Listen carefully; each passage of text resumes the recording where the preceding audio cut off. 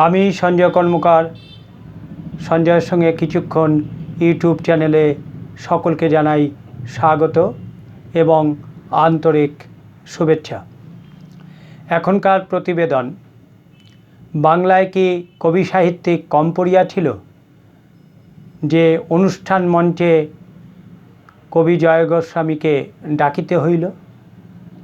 এই নিয়েই এখনকার কথা বলবো কিছুক্ষণ বা আলোচনা করব কিছুক্ষণ। আপনারা সবাই ইতিমধ্যে জেনে গেছেন, দেখেছেন যে সমাজ মাধ্যম এবং সংবাদ মাধ্যমের মধ্যে দিয়ে তসলিমা নাসরিনকে সম্বর্ধনা জ্ঞাপন করা হয়েছে 1 আগস্ট রবীন্দ্র সদনে। তাকে বিপুল সম্বর্ধনা দেওয়া হয়েছে তার পশ্চিমবঙ্গে প্রত্যাবর্তনের জন্য, এবং সেইখানে আমাদের পশ্চিমবঙ্গ রাজ্য সরকারের মাননীয় মুখ্যমন্ত্রী শুভেন্দু অধিকারী মহাশয় তাকে গিয়ে সম্বর্ধনা জ্ঞাপন করেছেন এবং এটাও জানিয়েছেন যে তার নিরাপত্তার জন্য পশ্চিমবঙ্গের স্বরাষ্ট্রমন্ত্রী দায়িত্ব নেবেন এবং স্বরাষ্ট্র দপ্তর এই কাজে নিয়োজিত থাকবে। এটা ঠিক আছে, এই অবধি ঠিক আছে, কিন্তু তাল কাটলো বা ছন্দপতন ঘটল তসলিমা নাসরিন যখন কবি জয় গোস্বামীকে মঞ্চে ডাকলেন, তখনই সদনে, রবীন্দ্র সদনে উপস্থিত দর্শকবৃন্দ বা শ্রোতাবৃন্দ হৈ হৈ করে জয় গোস্বামীকে বিক্ষোভ প্রদর্শন করলেন এবং প্রতিবাদ জানালেন। জয় গোস্বামী সেই প্রতিবাদ দেখে বা বিক্ষোভ দেখে তিনি মঞ্চে আর উঠলেন না, নেমে গেলেন এবং জয় গোস্বামীর বক্তব্য দেওয়া হলো না। তারপরে তসলিমা নাসরিন তিনি তার বক্তব্য পেশ করেছেন, কথা বলেছেন। তিনি যা বলেছেন সেটা তার ব্যক্তিগত ব্যাপার, ব্যক্তিগত উপলব্ধি, ব্যক্তিগত কথা, তা নিয়ে আর আলোচনায় যাচ্ছি না। তারপরের দিন আবার তসলিমা নাসরিন সাংবাদিক সম্মেলন করেছে, উদ্যোক্তারাও করেছে, উদ্যোক্তাদের সঙ্গে নিয়েই তিনি সাংবাদিক সম্মেলন করেছেন এবং কবি জয় গোস্বামীকে তিনি জানিয়েছেন যে তার বাড়ি তিনি যাবেন এবং তিনি জয় গোস্বামীর সঙ্গে তিনিও অত্যন্ত ব্যথিত এবং দুঃখিত পশ্চিমবঙ্গের কবিকে এরমভাবে বিক্ষোভ জানানোর জন্য। উদ্যোক্তারা অবশ্য জানিয়েছেন যে এই বিষয়ে তারা কোনো রকম কিছু বলতে চাইছেন না, কারণ বক্তব্য শোনাটা দর্শক এবং শ্রোতাদের ব্যক্তিগত অভিমতের মধ্যেই পড়ে। কিন্তু তারা জানিয়েছেন যে কবি জয় গোস্বামীকে তারা আমন্ত্রণপত্রে তার নামটা ছাপাননি বা দেননি, এটা তারা জানিয়েছেন। কিন্তু আমার প্রশ্ন যে কবি জয় গোস্বামীকে আমন্ত্রণপত্রে তার নামটা উল্লেখ করলেন না কেন উদ্যোক্তারা বা সংগঠকরা? এটা কি একটা গোপন রাজনীতি ছিল? এটা কি একটা গোপন এজেন্ডা ছিল যা তসলিমা নাসরিন জানতেন? এটা একটা গুরুতর প্রশ্ন।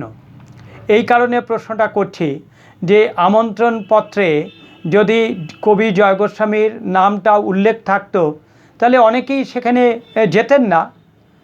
তারা তো কবিতা বা জয় গোস্বামীর কথা শোনবার জন্য সেখানে যাননি, তারা সাহিত্যিক তসলিমা নাসরিনের কথা শোনবার জন্য 19 বছর পর তিনি কলকাতায় ফিরেছেন, পশ্চিমবঙ্গে এসছেন, তার জীবনের উপলব্ধি বা তার কথা শোনবার জন্যই গিয়েছিলেন। কবি জয় গোস্বামীর কথা শুনতে তো তারা সেখানে যাননি বা ইচ্ছুকও ছিলেন না। তাহলে কেন জয় গোস্বামীকে ডাকা হলো বা তসলিমা নাসরিনও বা কেন তাকে মঞ্চে ডাকলেন?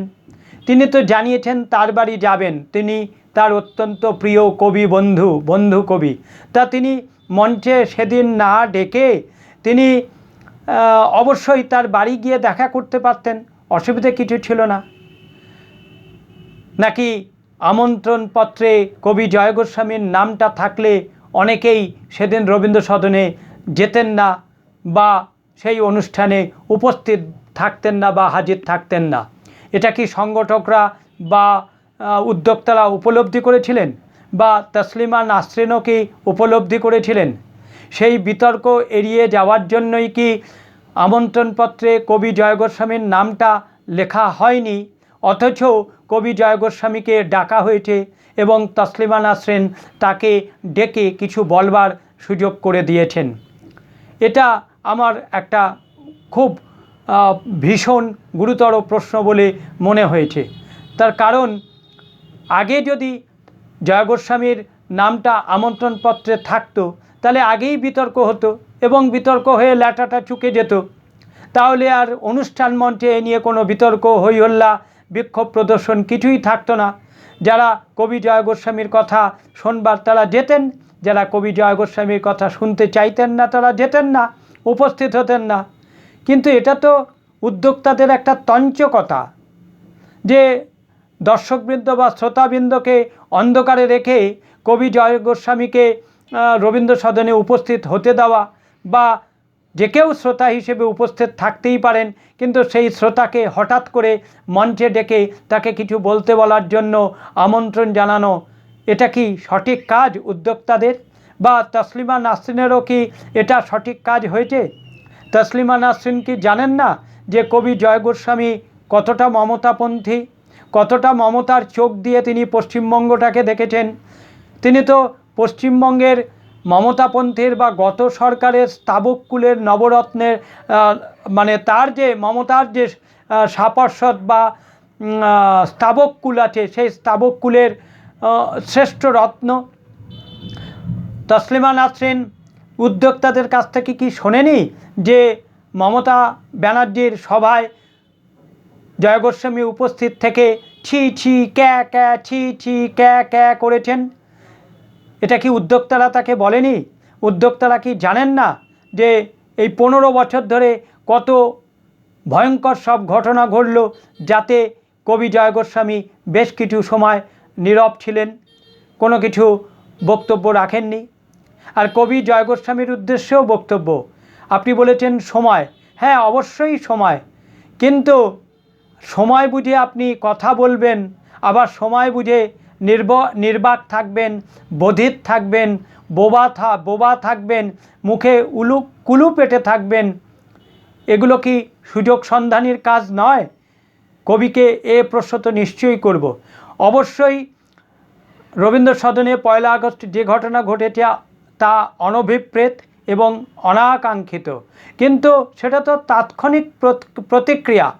তাৎক্ষণিক প্রতিক্রিয়া তো সময় মেনে হয় না, বা তাৎক্ষণিক প্রতিক্রিয়া কেউ কোনোভাবে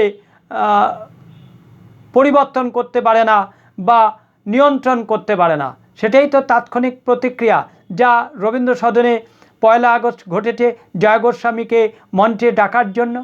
উদ্যোক্তারা যদি কবি জয় গোস্বামীকে ডাকবেনই, তাহলে আমন্ত্রণপত্রে তার নামটা বলতে পারতেন, উল্লেখ করতে পারতেন, অথবা তারা একটা ঘোষণা করতে পারতেন যে সেদিন তসলিমা নাসরিনের সম্বর্ধনা জ্ঞাপন অনুষ্ঠানে অবশ্যই কবি জয় গোস্বামী উপস্থিত থাকবেন তসলিমা নাসরিনের পক্ষ থেকে কবিবন্ধু হিসেবে, এবং তাকে মঞ্চে কিছু বলার জন্য অনুরোধও জানানো হবে।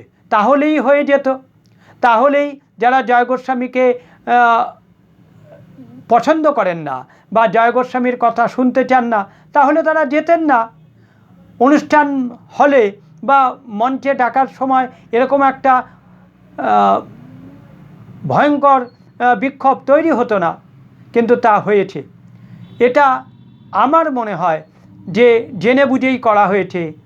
আমার মনে হয়েছে, আমার ব্যক্তিগত অভিমত, এটা একটা স্ক্রিপ্টেড ছিল যা সেই দিন ঘটেছে, এবং তার ফলে বাংলা শ্রোতা এবং দর্শকবৃন্দকে একটা বিড়ম্বনার মধ্যে পড়তে হয়েছে, বা বিড়ম্বনার মধ্যে তাদের এই ঘটনা সাক্ষী থাকতে হয়েছে। যাই হোক, এটা সঠিক কাজ নয় বলেই আমার মনে হয়েছে। বাংলার দর্শক বা শ্রোতাবৃন্দ নিশ্চয়ই সেরকম নয়। তারপরে একটা কথা বলবো যে কবি শঙ্খ ঘোষ লিখেছিলেন একবার, দেখ খুলে তোর ত্রিনয়ন, রাস্তা জুড়ে খড়গ হাতে দাঁড়িয়ে আছে উন্নয়ন। কবি লিখেছিলেন, দেখ খুলে তোর ত্রিনয়ন, রাস্তা জুড়ে খড়গ হাতে দাঁড়িয়ে আছে উন্নয়ন। সেই সময় তৃণমূল সমর্থকেরা কিভাবে শঙ্খ ঘোষকে অপমানিত করেছিলেন, লাঞ্ছিত করেছিলেন এবং তাকে ছোট করেছিলেন। এমনকি বীরভূমের জেলা সভাপতি অনুব্রত মণ্ডল তিনিও কবি শঙ্খ ঘোষের বিরুদ্ধে বিষোদ্গার করেছিলেন তার কবি হিসেবে এবং তার মর্যাদা নিয়ে বা তার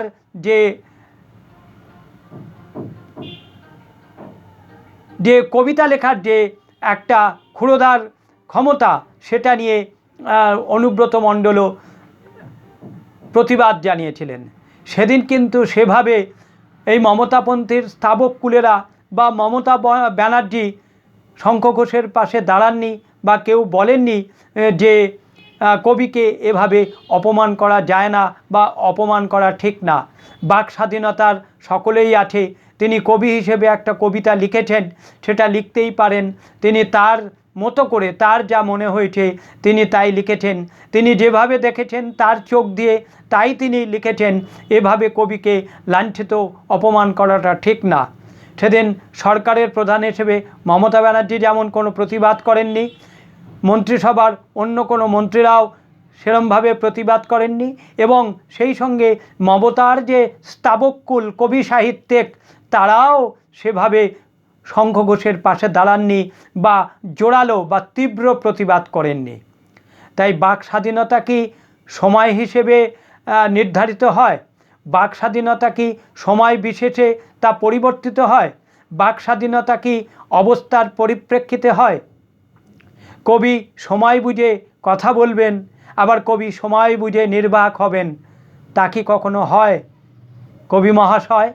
এটাই আমার অবশ্যই একটা গুরুত্বপূর্ণ প্রশ্ন, যা নিশ্চয়ই উদ্যোক্তারা ভালোভাবে অনুধাবন করতে পারছেন। যাই হোক, এখনকার প্রতিবেদন এই পর্যন্তই। সবাই ভালো থাকবেন। আমার চ্যানেলটিকে লাইক করবেন, সাবস্ক্রাইব করবেন এবং এ বিষয়ে আপনাদের মতামত কমেন্টস বক্সে জানাবেন। আজকের মতো ঠিক বলবো না, এখনকার মতো প্রতিবেদন এখানেই শেষ করলাম। নমস্কার।